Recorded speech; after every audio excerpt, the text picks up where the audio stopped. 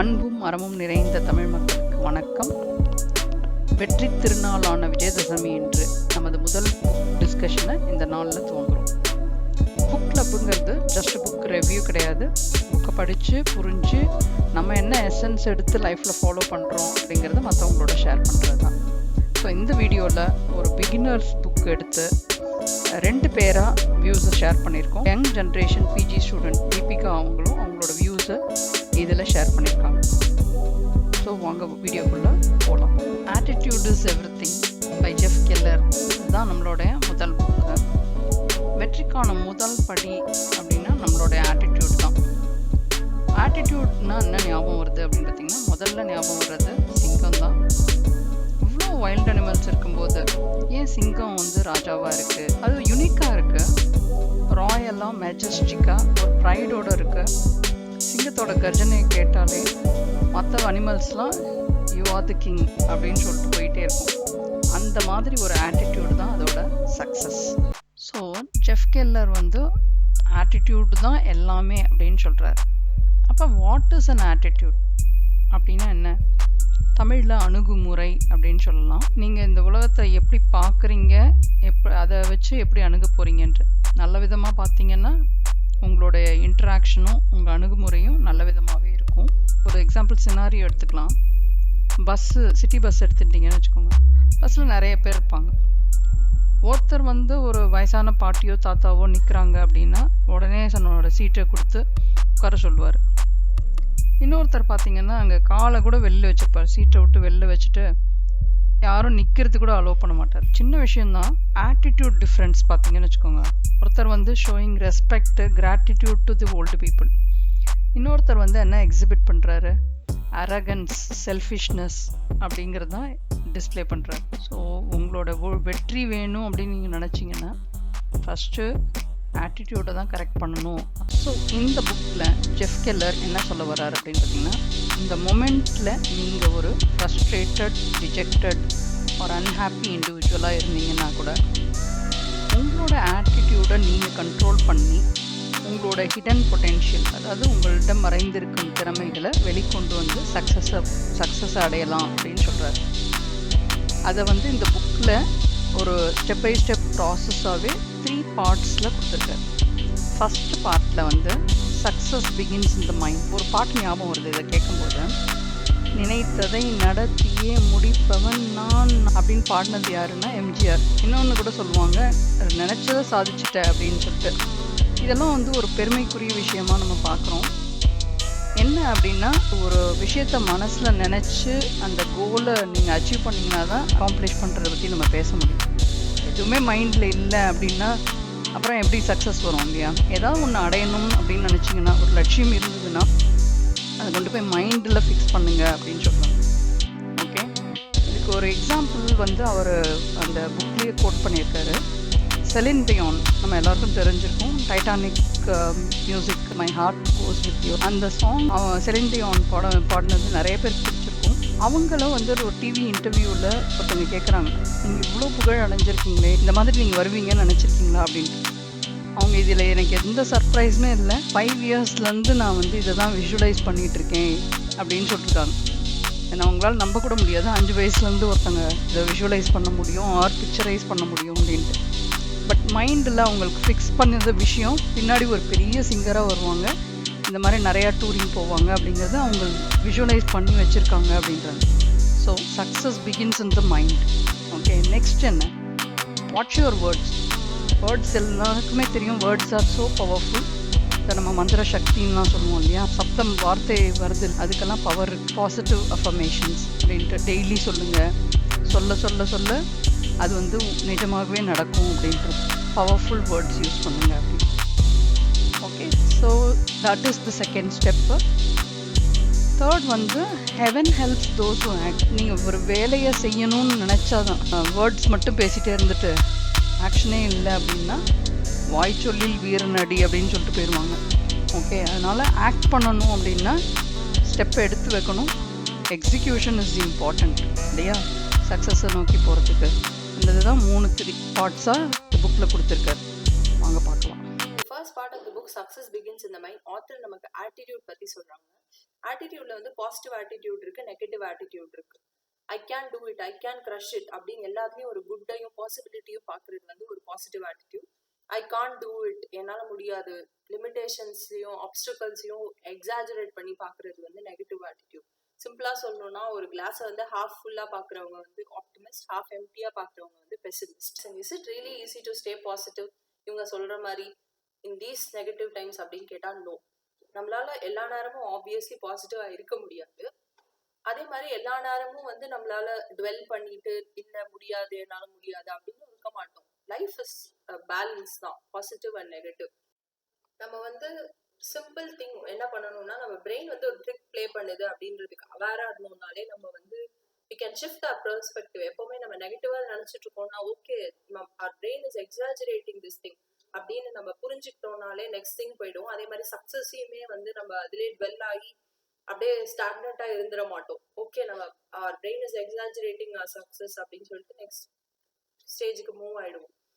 இதுதான் ஒரு சின்ன சீக்ரெட், எப்படி வந்து சில பீப்புளால வந்து ப்ராக்ரஸ் பண்ணிட்டே இருக்க முடியுது, நம்ம மட்டும் ஸ்டக்கா இருக்கும் அப்படின்றதுக்கு. இப்ப ஆட்டிடியூட் எப்படி நம்ம வேர்ல்டுக்கு ஒரு விண்டோவா இருக்கு அப்படின்றத ஒரு சின்ன எக்ஸாம்பிள் மூலியமா பார்க்கலாம். நம்ம எல்லாரும் குழந்தையா இருந்தப்போ ஒரு கிளியர் மென்டல் விண்டோவோட தான் ஸ்டார்ட் பண்ணிருப்போம். ஃபார் எக்ஸாம்பிள், ஒரு குழந்தை வந்து எழுந்து நடந்து பழகுறப்போ ஃபர்ஸ்ட் திங் அது பண்றது வந்து கீழே விழுறது. அது கீழே விழுந்தோடனே ஐயோ நம்ம கீழே விழுந்துட்டோமே, எல்லாரும் நம்மள பத்தி சிரிக்கிறாங்களே, நம்ம அம்மா அப்பா ஏன் நம்மளுக்கு ஒழுங்கா இன்ஸ்ட்ரக்ஷன் கொடுக்கல அப்படின்னு எதை பத்தியுமே யோசிக்காம திரும்ப அதை எழுந்திரிச்சு நடக்க ஆரம்பிக்கும். திரும்ப கீழே விழும், திரும்ப எழுந்திரிச்சு நடக்க ஆரம்பிக்கும். until it learns to walk, it will continue to do the progress. ஆனா நம்ம as we age நம்ம வந்து people நம்ம மேல கிரிட்டிசிசம், ரிஜெக்ஷன் இது எல்லாத்தையும் த்ரோ பண்ணி நம்ம விண்டோ வந்து கிளியரா இல்லாததுனால எந்த திங்கையுமே நம்மளால கிளியரா பார்க்க முடியல. ஒரு விஷயத்த நம்ம பண்ணோம்னா ஓ இவங்க என்ன சொல்லுவாங்க, அவங்க என்ன சொல்லுவாங்க, இது நம்ம கரெக்டா பண்றோமா தப்பா பண்றோமா அப்படின்ற செல்ஃப் டவுட் வந்து எல்லாருக்குள்ளயும் வந்திருக்கு. நம்மளால அதை வந்து ரெசிஸ்டே பண்ண முடியல. சோ அதுக்கு என்ன பண்ணலாம் இப்ப அப்படின்னா, first thing wash your window. நம்மளோட பெர்ஸ்பெக்டிவ் வந்து கம்ப்ளீட்டா ஷிஃப்ட் பண்றது. பாசிபிலிட்டிஸை மட்டும் பார்த்து நம்ம ப்ராக்ரஸ் பண்ணிக்கிட்டே போயிட்டு இருந்தோம்னா அந்த குழந்தை எப்படி லேர்ன் பண்ணிச்சு வாக் பண்றதுக்கு அப்படின்றதுக்கு, அந்த மாதிரி நம்மளும் வந்து நம்மளோட கோல்ஸை அச்சீவ் பண்ணுவோம். செகண்ட் திங் வந்து ஆட்டிடியூட நம்ம கண்ட்ரோல் பண்றது. நம்ம பாசிட்டிவா நினைக்கிறோமா நெகட்டிவா நினைக்கிறோமான்றது நம்மளோட எக்ஸ்டர்னல் ஃபேக்டர்ஸ் கண்ட்ரோல் பண்ணாம நம்ம கண்ட்ரோல் பண்ணோம் அப்படின்னா நம்ம வந்து மூவ் ஃபார்வர்ட் பண்ண முடியும். What is the key to success? 3 things வந்து நம்ம ஆத்தர் மென்ஷன் பண்ணியிருக்காங்க. First thing, dominant thoughts rule the day. அப்படின்னா என்ன அப்படின்னா, நம்ம எல்லாரும் பகவத்கீதால கேள்விப்பட்டிருப்போம், நீ என்னவாக ஆக வேண்டும் என்று நினைக்கிறாயோ அதுவாகவே ஆகிறாய். சோ நம்ம என்ன நினைக்கிறோமோ அதுதான் நம்மளுக்கு நடக்க போகுது.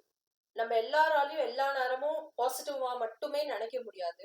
நம்ம பிரெயின் வந்து எப்படி பாசிட்டிவ் தாட் அதுல இருக்கோ அதே மாதிரி நெகட்டிவ் தாட்டும் அதுல இருக்கும். இட்ஸ் நார்மல், அதுதான் ஒரு human nature.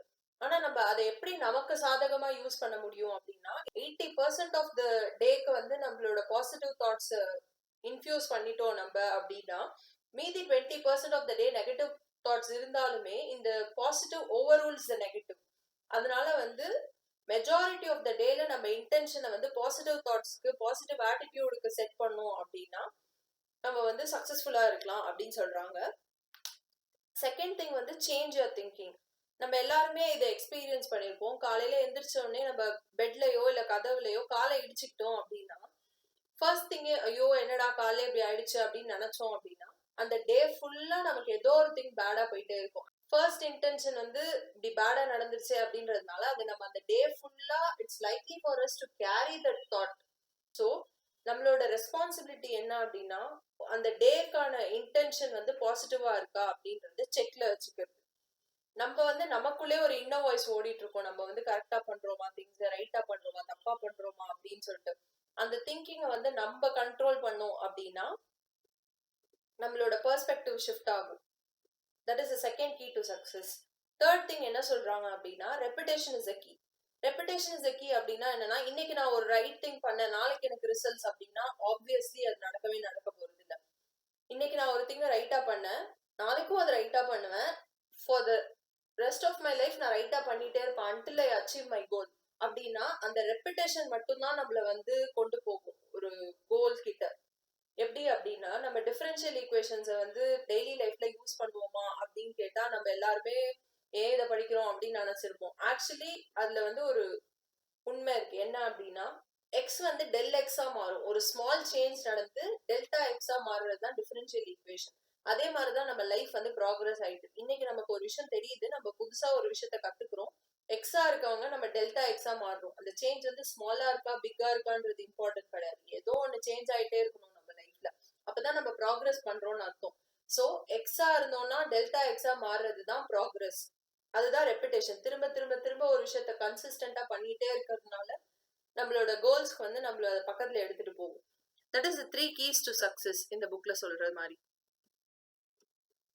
Second part of the புக்ல ஆத்தர் கமிட்மெண்ட் பத்தி பேசியிருக்காங்க. கமிட்மெண்ட், பர்சிஸ்டன்ஸ் இந்த வார்த்தையெல்லாம் கேட்டா நமக்கு ஃபர்ஸ்ட் மைண்டுக்கு வர தாட் வந்து எஃபர்ட் போட்டுட்டே இருக்கிறது, கன்சிஸ்டன்டா என்ன தப்பு பண்ணாலும் திரும்ப அதை கரெக்ட் பண்ணிட்டு அட்டம் பண்ணிட்டே இருக்கிறது. Actually it is not. Commitment அப்படின்றது என்னன்னா ஒரு விஷயத்த புடிச்சு பண்றது. It's a willingness to do whatever it takes. எப்படி சிம்பிளா சொல்லணும் அப்படின்னா, என் கோலை ரீச் பண்றதுக்கு 5 ஸ்டெப்ஸ் ஆகுது எனக்கு அப்படின்னா I'm ready to do that 5 steps அப்படின்னு நினைக்கிறேன். அந்த வில்லிங்னஸ் தான் ஆத்தர் கமிட்மெண்ட் அப்படின்னு சொல்றாங்க. So what is the magic of commitment? இந்த கமிட்மெண்ட் என்ன ஸ்பெஷல் அபவுட் திஸ் கமிட்மெண்ட் அப்படின்னு ஒரு சின்ன எக்ஸாம்பிள் மூலமா பார்க்கலாம். ஐ திங்க் இது எல்லாரும் எக்ஸ்பீரியன்ஸ் பண்ணியிருப்போம் அப்படின்னு நினைக்கிறேன். At least once in R life நான் எக்ஸ்பீரியன்ஸ் பண்ணியிருக்கேன்.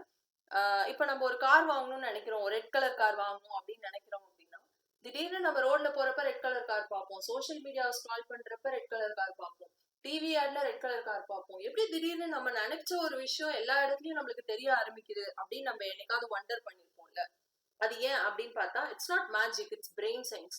நம்ம பிரெயின் வந்து ஒரு 3 திங்ஸை தான் நம்ம மைண்டுக்குள்ள லெட் இன் பண்ணும். ஃபர்ஸ்ட் திங் வந்து நேம், நம்மளோட நேம். நம்ம எங்க நம்ம பேரை கேட்டாலும் உடனே திரும்பி பாக்குறோம்ல, யார் நம்மள கூப்பிட்டாங்கன்னு கூட நமக்கு தெரியாது, ஆனா நம்ம பேரை எங்க கேட்டாலும் நம்ம திரும்பி பார்ப்போம். செகண்ட் திங் வந்து ஒரு த்ரெட். இதுவே நம்ம ஏதோ ஒரு டேஞ்சரஸான சிச்சுவேஷன்ல இருக்கோம்னா பிரெயின் வந்து ஃபிளைட் ஆர் ஃபைட் மோடுக்கு போய் நம்மள வந்து அந்த இடத்துல இருந்து போக சொல்லும்.